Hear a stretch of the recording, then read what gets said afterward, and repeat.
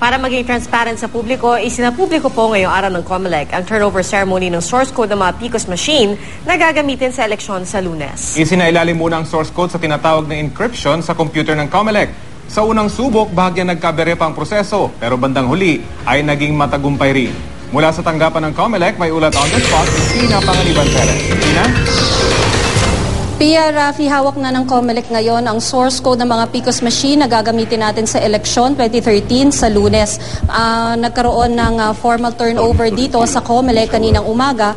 Ang representative ng SLI Global Solutions si Michael Santos, ang Senior Test Manager, ang may hawak ng source code. Ang SLI kasi na nakabasa sa Amerika ang nagsagawa ng certification at review dito doon sa Amerika. So pagka-turnover ni Michael Santos sa Dominion Voting Systems ay nagkaroon ng konting mensahe. Yan si Dallas Newby, ang project director ng Dominion. Siya yung tumanggap doon sa source code. So pagkatapos niyan ay nagkaroon ng encryption gamit ang COMELEC desktop.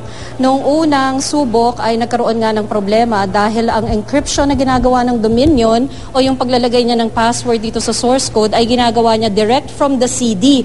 Pero ang sabi ng COMELEC, hindi nakakonfigure yung kanilang desktop for that. So inulit yung proseso, ang source code inilipat muna sa COMELEC desktop, nilagyan nito ng password ng SLI at ng Dominion. Nung okay na, ang COMELEC naman ang naglagay ng password dito, so triple encryption ito. Ang ginagawa ngayon nitong si Chairman Brillantes ay nilalagyan ng paper seal itong box na maglalaman ng source code. So yung source code inilagay dyan sa itim na kahon na yan, kinandado yan, meron niyang susi.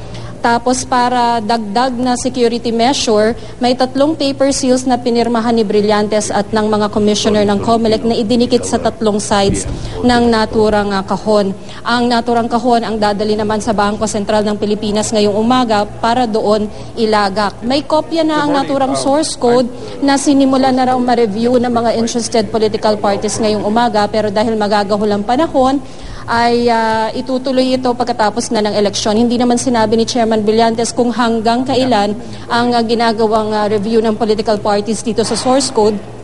Pero pinayagan na raw niyang magsimula ito ngayong umaga habang nandito pa ang mga kinatawa ng SLI at Dominion na pwedeng questionin ng mga nagsasagawa ng review mula sa mga kinatawa ng political parties para malinawan yung kanilang mga question. Sabi ni Brillantes, dapat daw sana ay wala ng question sa kredibilidad ng eleksyon sa Lunes dahil nga maliban sa somehow na simulan na yung review, nandito na nga yung source code. Nagbibiro pa nga kanina si Brillantes, kitang-kita sa mukha niya yung malaking ngiti at para raw siyang nabulutan ng tinik ngayong formal ng hawak ng komisyon ang source code.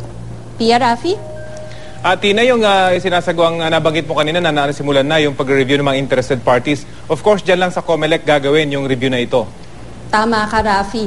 Tinatanong ko nga si Chairman Brillantes kung after the elections na dapat simulan ito, pero dahil nandito na nga raw yung Dominion at SLI na mas makakasagot sa tanong ng mga magsasagawa ng review, ay pinayagan na niyang gawin ito ngayon. At of course, hindi ito pwedeng kopyahin ng mga interested parties. Talagang kung mag-review sila, kailangan silang sumadya dyan sa COMELEC for security reasons, Tina. Tama, maraming tao dito, Rafi, kaya kung may magsasagawa ng review, marami ring makakakita sa kanila.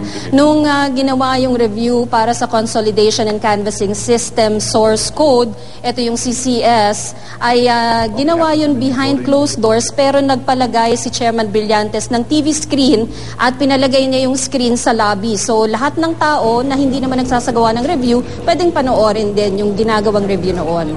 Yun lang, Tina, linawin lang natin naman nagkaroon na talaga ng review doon sa CCS nito mga nakaraang buwan at marami ba yung mga interested parties na tumingin dito? Actually, kakaunti lang kasi nung tinitingnan natin yung TV screen, paunti-unti lang yung mga tao, wala pang 5 at a time. Ang sabi ni Chairman Brillantes, mga 2 o 3 political parties lang ang nagsagawa ng review nung binuksan nila for review yung CCS source code. Okay, maraming salamat, Tina Panganiban Perez.